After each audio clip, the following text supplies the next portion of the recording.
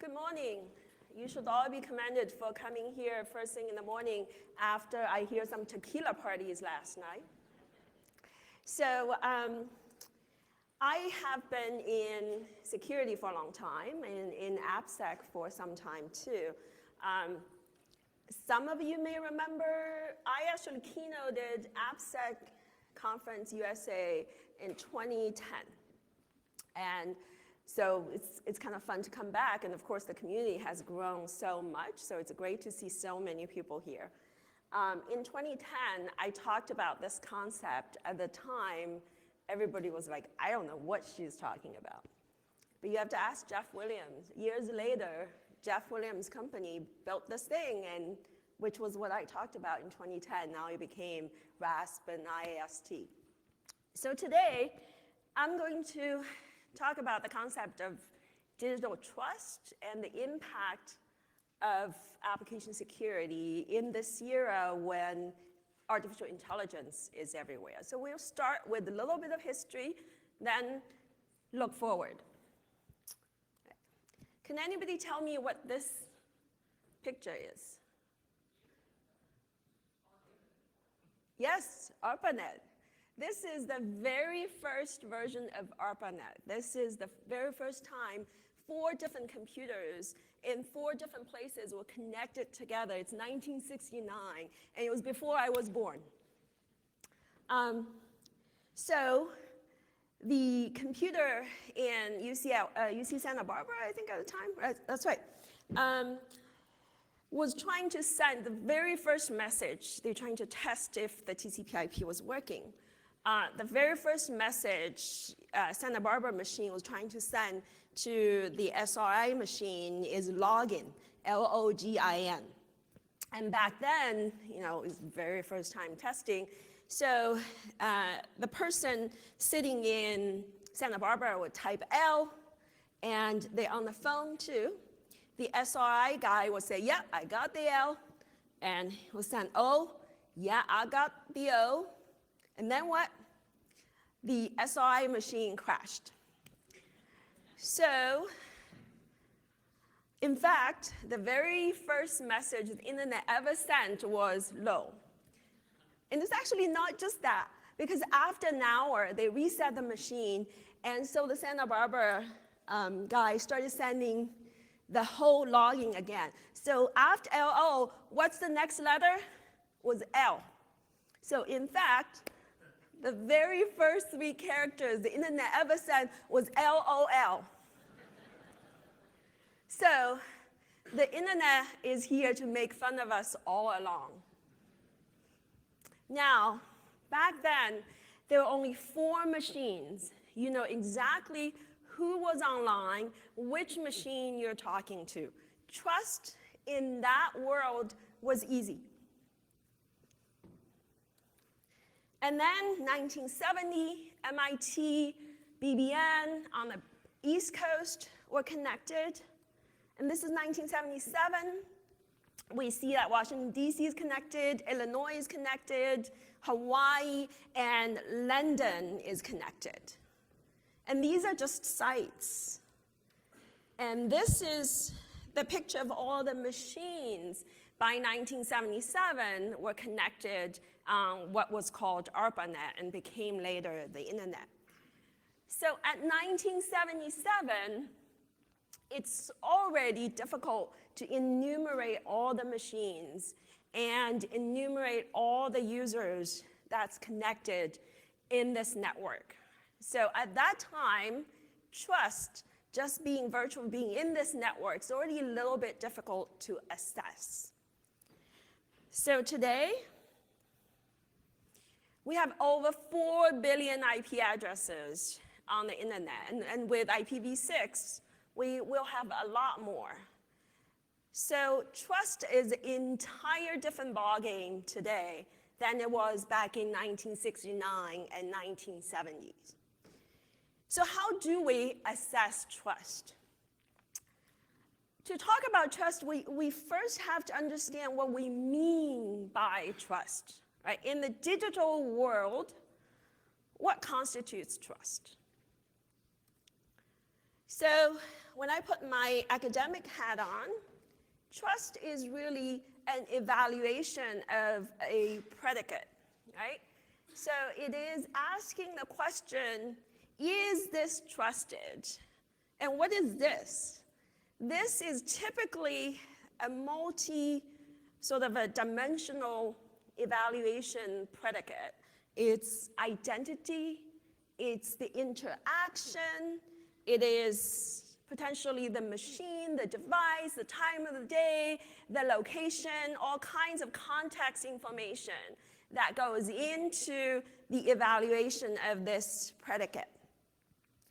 And those of us who study computer science, we know at the end of evaluating a predicate, you want to say yes or no. Okay? So the yes is, okay, this operation can go forward, or this action can go forward. No is, we're not going forward. So in this context, yes is, yes, this is trusted. No, it's not trusted. It's fairly black and white scenario, because in real situations, not black and white, but in this particular case, whether the operation goes forward or not is a black and white scenario. So what does this mean? So think about an operation can be between two services, can be service to service, can be user to service. And for the purpose of this discussion, I'm going to focus on user to service. And service to service is fairly similar with a little bit different nuances. So who is trusting whom? The user wants to know that he or she is interacting with a service that is trusted or trusted by her or him. And the service wants to know that it is interacting with a user that is a human and the human that the service is authorized to do business with. So this is high level what trust is about. Now let's talk a little bit about users trusting service. If you see this pop up on your screen, would you buy stock with this? Probably not, right? But in the early days of the internet, maybe not. So today, something about this website gives us visual cues that our brain processes and say, hey, not trusted. But what about this? This is actually a screenshot of an Apple phishing site. Without looking at URL, just looking at the visual, can you say this is Apple or not Apple? The visual cues are not that clear. And what about this one?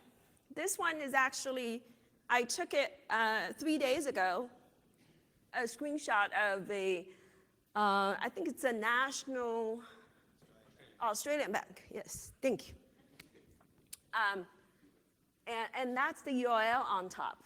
Even the URL looks a little suspicious, but if you're not in security, if you're not a digital native, you look at this, it's hard to tell whether this is a legitimate site or not.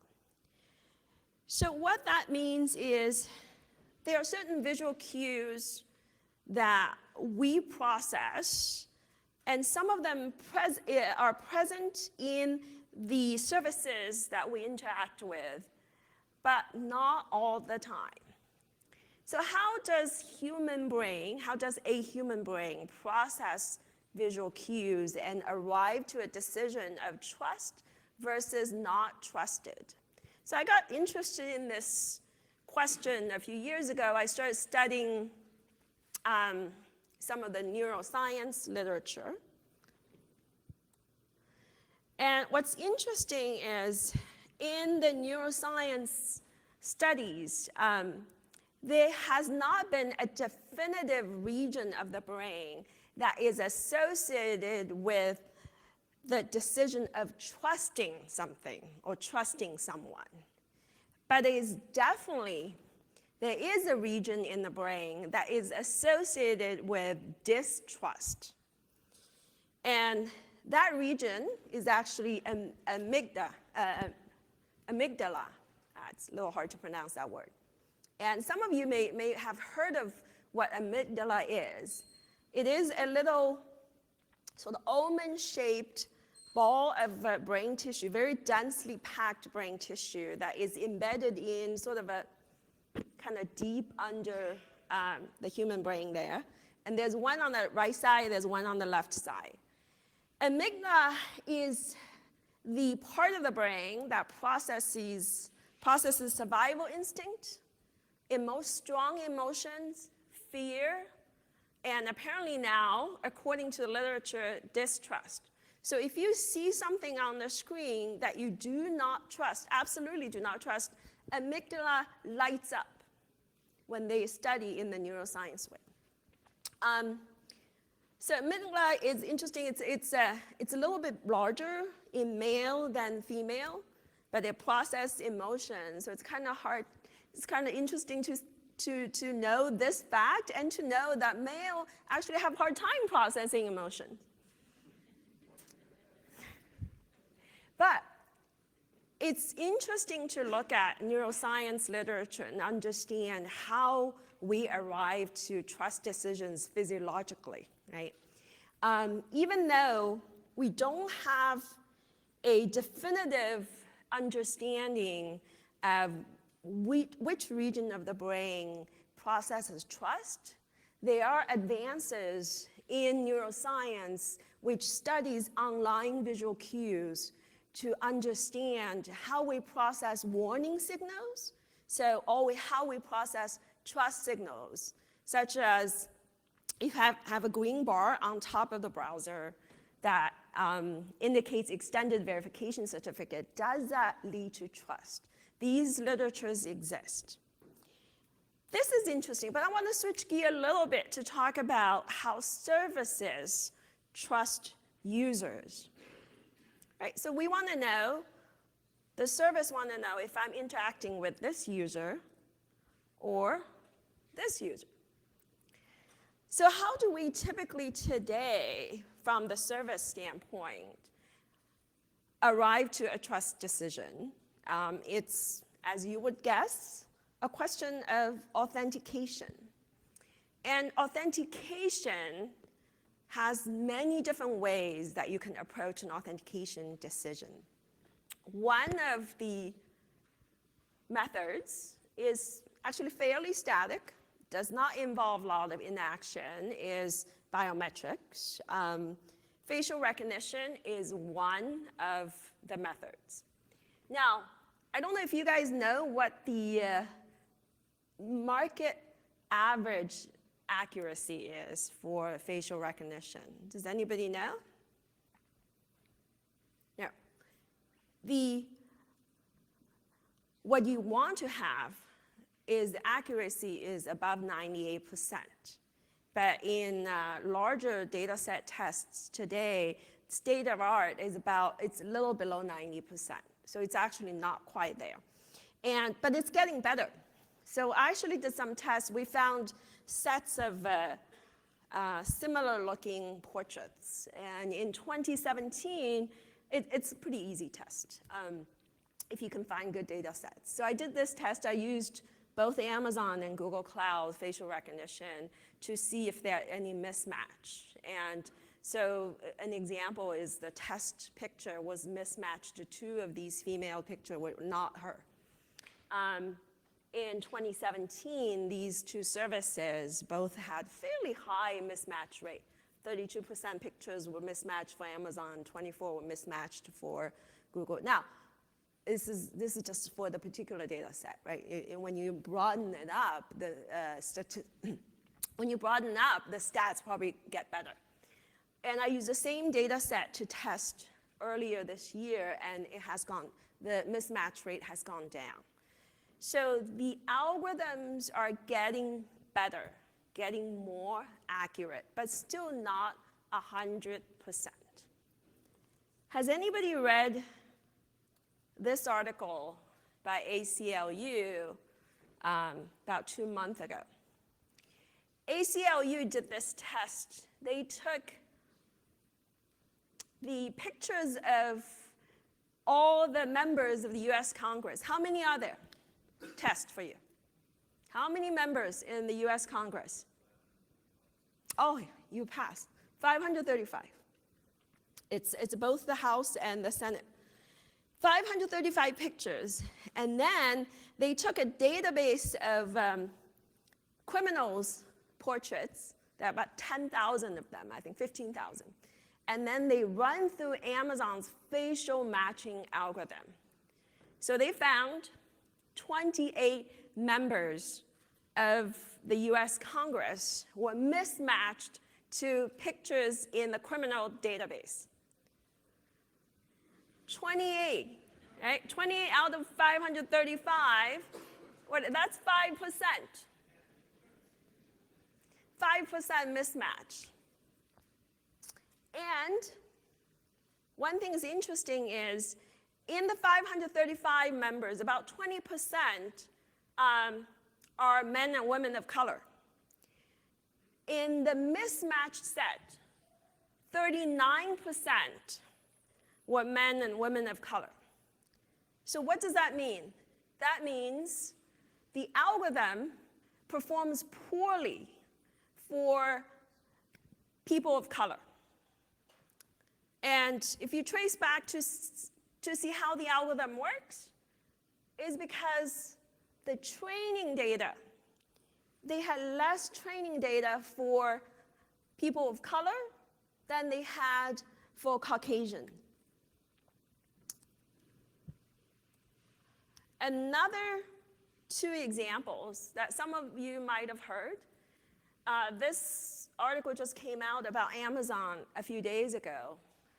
So apparently since 2014, Amazon has been using an AI algorithm to screen resumes, right? So they get probably tens of thousands of resumes. And so the AI algorithm will screen them first, and only the ones past the AI algorithm will get to actual human reviews. So what they found was the algorithm was decidedly biased against women. If you put on your resume any kind of information that indicates you're a woman, either your name or you participated, say, in women's soccer, it will put you in the discard pile, or has a high probability putting you in the discard pile. And Amazon discovered this, and I think they tried to tweak the algorithms. In the end, decided to scrap it altogether, not using it. Another case that came out was written in MIT Technology Review in 2015, is that I think that has since been amended quite a bit, is back in 2015, if you search for a particular kind of jobs or keywords for jobs, if you're a registered Google user, if you're a woman, the list of jobs come up will be of lower rank than if you are a guy. So the algorithm feeds you, thinks you qualify for lower ranked job if you're a woman. Why? Because the training data says that.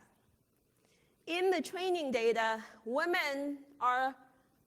the population of women holds the type of position tends to be a little lower in terms of ranking than men.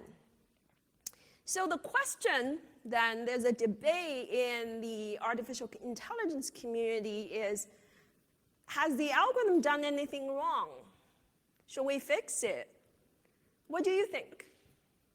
There is a camp said, no, the algorithm hasn't done anything wrong. It's acting accurately based on the training data. And you will not be wrong in saying that. But on the other hand, is this the outcome that we want? Shouldn't we change the training data? You can say that in the case of jobs, maybe there are different sets of training data that you can use. But in other problem arena, maybe the training data or unbiased training data isn't there. How do we fix the problem? Do we find different training data, or do we change the algorithm? It's an interesting question to ask, because maybe you shouldn't be changing the algorithm. And how much do you tweak the algorithm to the favor of certain population? And that's a very interesting, not only technological, but also ethical question to ask. And my question for you is, who should be looking at this problem? Is this an application security problem? Some of you would say no. Right? When AI algorithm makes maybe a perceived mistake or perceived bias, is it our job to fix the algorithm errors or bias? Is it? Or maybe not. Is our job only focused on SQL injections and cross-site scripting? Then I will ask you, does it matter to work on SQL injection and cross-site scripting when the application produces results that cannot be trusted in the first place? Shouldn't we be working on an application that can produce trustworthy results first? Whose job is it if it's not application security? Whose job is it to enable or ensure trust in this AI world? Right? So, speaking more of trust, has anybody heard of this concept, heart rate variability? Yes, one person there. So everybody knows what heart rate is. Heart rate variability is the physiological variation of the time when the peak of the heart rate to the next peak of the heart rate to the next peak of heart rate. In a normal, healthy human being, your heart don't beat in the exact same interval. There's some variation there, and sometimes it's usually down to the hundredths of seconds or thousandths of seconds. There's an interesting set of literature in bioscience today is linking heart rate variability to a whole bunch of diseases. Okay? So if your heart rate variability is reduced, meaning that you have less variation, it actually is a good indicator of certain kinds of diseases, including if you have a cardiac transplant, your heart rate variability will be very different than a healthy human being who has not had a transplant. Now, heart rate variability is actually a very difficult data to get. It requires precision equipment like electronic cardiogram, right? And it's not something that somebody can just listen and get it, because it requires precision. So it requires equipment to be on this person to extract this information. Or does it? What I'm going to show you is a video of a company that I'm looking at that is producing an artificial intelligence algorithm that can extract heart rate variability from a video of a person without any equipment attached to the person. So this video is going to show you, so what the algorithm does first is takes a video and does a facial recognition, say, okay, this is the region of the face, and you'll probably see a yellow dot around the face. Then it focuses on two regions on the cheeks that you see it's a square or rectangular to blue and red. So it turns out every time your heart beats, the blood flow behind your face changes a little bit, and that changes the light reflection in the slightest way. A good AI algorithm that's tuned to look for that kind of signal can pick up the exact moment when your heart beats by processing the light reflection of your face. So I'm going to show you a video that shows this person is wearing an oximeter, which produces the actual reading of the heart rate and you can see the heart rate variability. And they overlay the data that is extracted from the video signal by the AI algorithm to see how close they are. So let's hope the video works. Okay, they're starting. And the black line is the oximeter reading. The brown line is the reading from the AI algorithm from the video. Look at how close they became. So what this is we now have a technology, and this is not the only one. MIT is working on a similar technology as well, that we can process a person's video without any equipment on this person to extract heart rate and precision enough to extract heart rate variability information from just the video. Now, we can now look at this information and tell whether this person's had a transplant, whether this person is susceptible to a particular kind of disease that is studied in the bioscience community. Isn't that interesting? There are other things that we can process. So I'm not going to show you a video here, but it was a video that I was shown. So they did the same thing to Mr. Trump's presentation, and they were able to extract heart rates and pulse rates. Right? So, and I took a screenshot. Somewhere through the video, you can see the pulse rate at the bottom right there is going up like that. Now, this is purely from a video, right?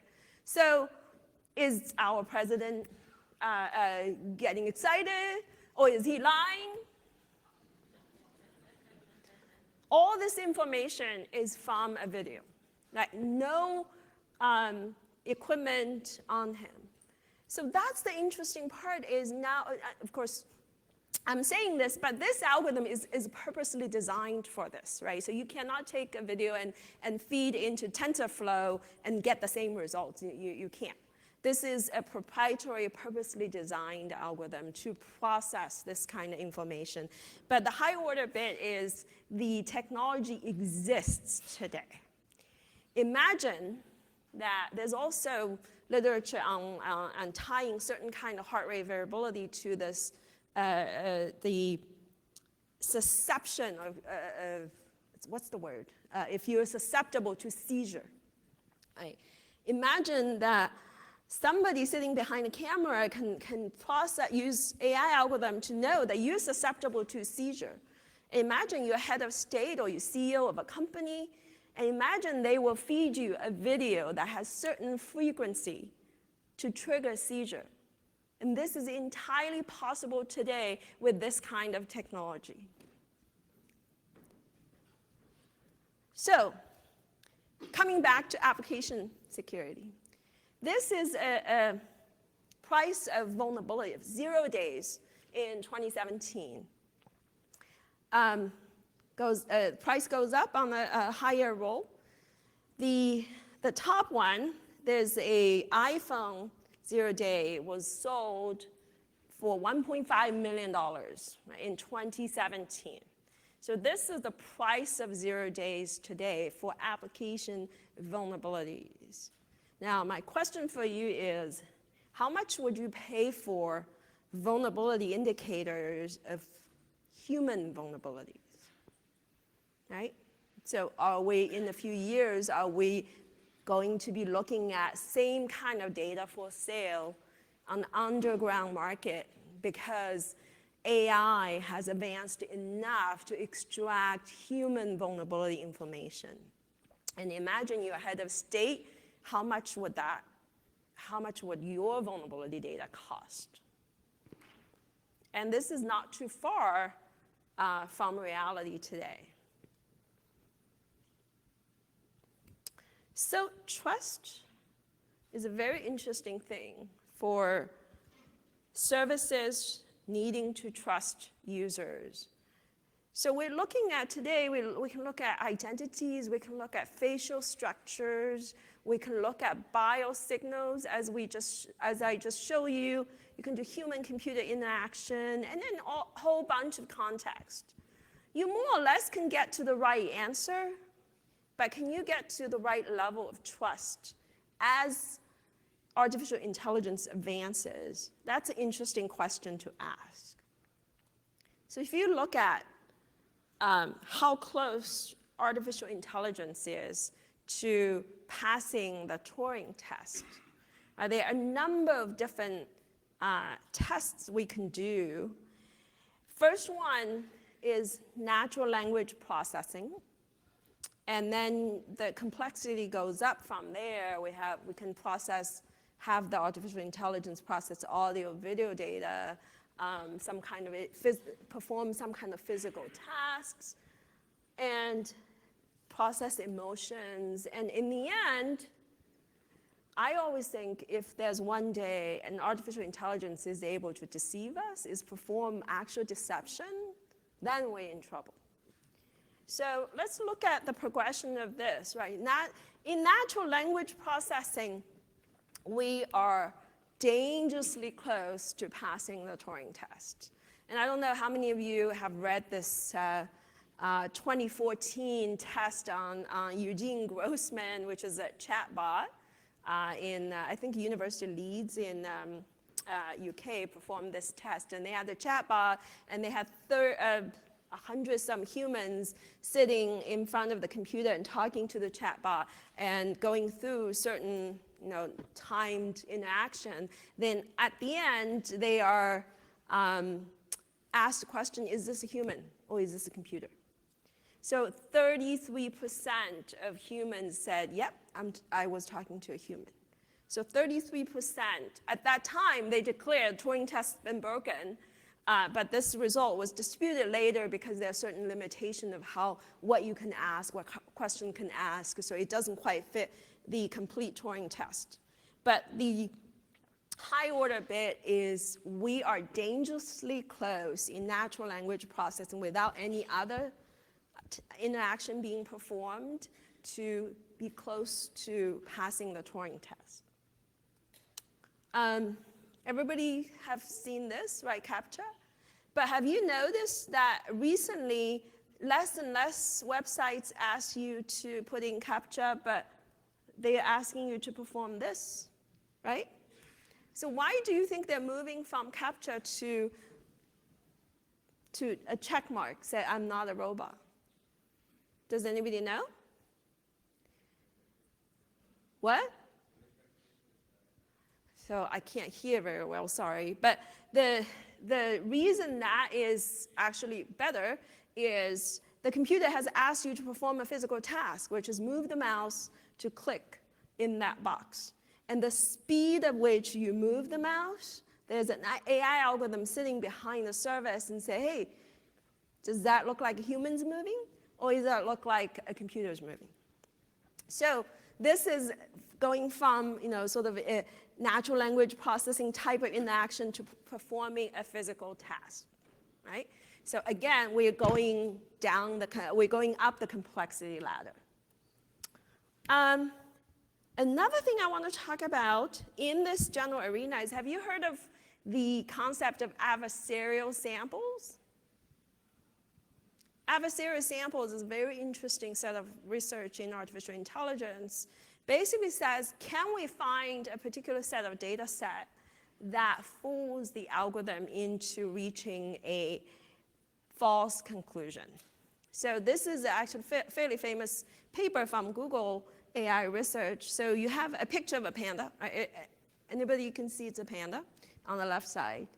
And then they superimpose a vector image on top of the panda. And this vector image, of course, is purposely designed. And when you superimpose two images, you get a resulting image. To the naked eye, the rightmost image looks exactly like a panda, to a human. To a computer classifies this as a gibbon.